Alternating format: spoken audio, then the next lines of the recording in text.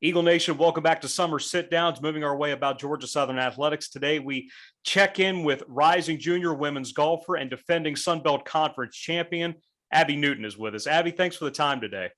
Thank you. I'm thankful to be here. For a program that's still very young, to know that you just participated on the first Sunbelt Championship team, what's that like to think about? It's super special. I think we all knew we could do it with Coach Mimi being her first year. We knew we had a lot of talent, but to actually get it done and be able to have a Sunbelt title for Georgia Southern is super special. At what point did you recognize that this team could be really good? I think in the fall after we finished second in two or three tournaments and we knew we were so close to winning, and then kind of had a slow start in the spring, but really kind of like pulled it together mid spring. We were like, like we're playing really good right now, kind of peaking at the right time. And I think it was probably like late March. We were like, yeah, like we're gonna do it. And but to actually get it done is different. So it was really special. You had a crazy finish to the season, being first team all league, but the 66 at Mimosa Hills is the one that people will always talk about. What do you recall about that and why things just decided to click that day? Yeah, I'm really thankful they did because that just led into the Sun Belt for us. But it was really special. My assistant coach was with me that day for most of the day.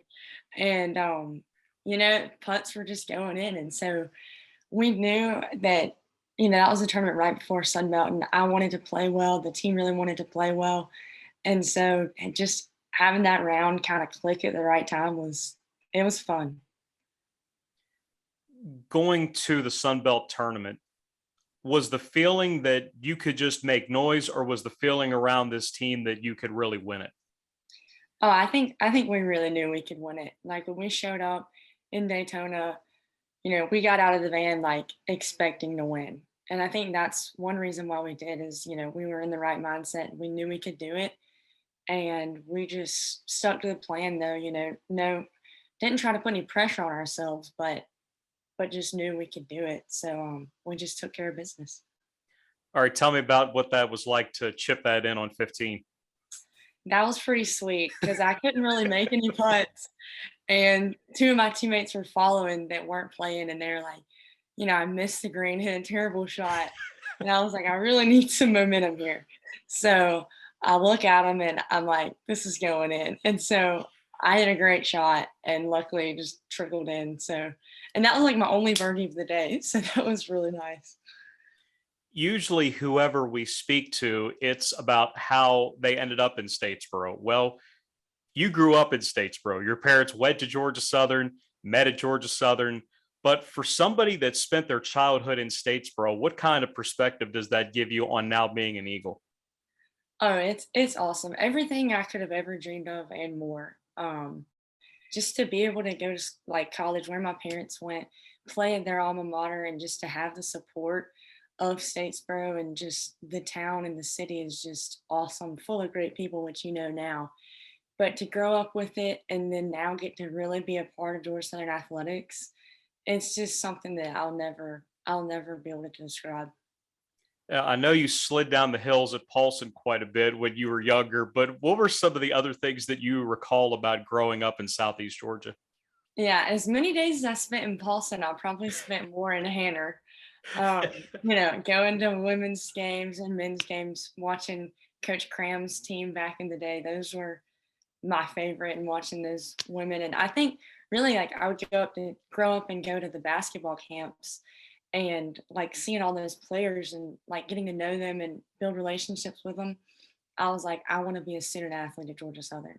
It wasn't golf back then, Yeah. but it was basketball, and that's really what like grew my love for Georgia Southern, I think. At BA, you were 1,000 point scorer, but you also were all county in softball.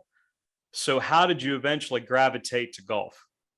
Yeah, it was a crazy story. Like I started off super young, basketball, softball all my life, and then kind of like late middle school, early high school, I really got into golf, and I was like, I can kind of be good at this golf thing. And so I don't know what made me like love golf the most, but I was like, I want to play golf for Georgia Southern. And so that was kind of the dream. I knew basketball I'd never really go. anywhere big, Division 1 or anything. And so I was just kind of done with that. But golf, I was like, this is pretty cool. Around the time you started playing golf was around the time that Georgia Southern announced that women's golf would be added to the athletic department. Yes, sir. But for somebody that already lived here, how did you get recruited to a place you've lived at your entire life? It was kind of crazy. I didn't even know really I was gonna play college golf until like the summer before my senior year, really. Like, so I wasn't committed anywhere. And luckily, I had talked to Coach Kufeld at the time, and she was like, "We might have a spot for you." Like, and I like all that's all she needed to say, and I'm gonna say yes.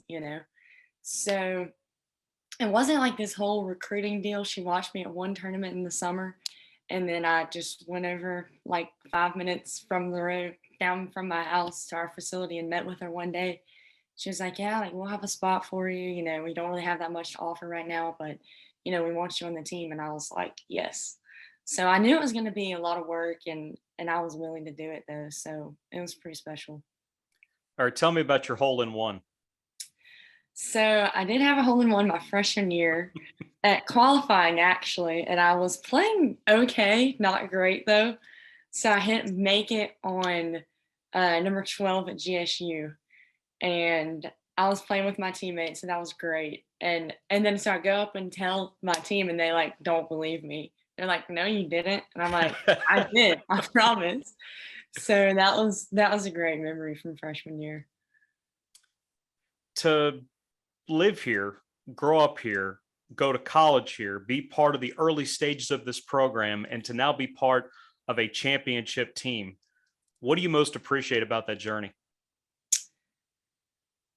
I can't even describe it. I'll tear up like talking about it. It's such a dream, and I tell people, the people that are a part of Georgia Southern athletics, and my teammates, my coaches, you know, all of athletics, is that's what makes it so special. And that's what's made my time at Georgia Southern so special. Just the relationships that I've built, and to be a part of it in Statesboro, Georgia, too, and to know the other side of things, like how the community appreciates stuff like that, is super meaningful. And that's what I'm going to remember for the rest of my life. Like, I know I have 2 years left, but these 2 years that I've already lived have been everything I could have dreamed of. No matter if you win a championship or not, it's just super special. But to win a championship for your town and for Georgia Southern is unbelievable. For somebody that doesn't know, what is summertime like in Statesboro? It is extremely hot. you're, you're gonna be really hot all the time. There's gonna be gnats, and that's about it. There's not too much to do. In addition to being first team all league and being a multi-time member of the president's list, you've been an all-American scholar the last 2 seasons. How important is that in the overall development of you, not just as a student athlete, but as Abby Newton figures out what her future is? Yeah, that's been huge, and the support from the academics in athletics is has been huge for me, and I think for everyone.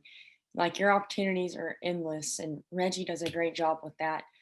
But that's super important to me. I love school. I'm a finance major, and so I do take that part really seriously. And I think that's just been, as an athlete, honestly, even more. It's a struggle, and it's tough to miss school so much throughout the year. But it's just a great opportunity as well to excel in your classes and in your sport. And I think it really sets you apart.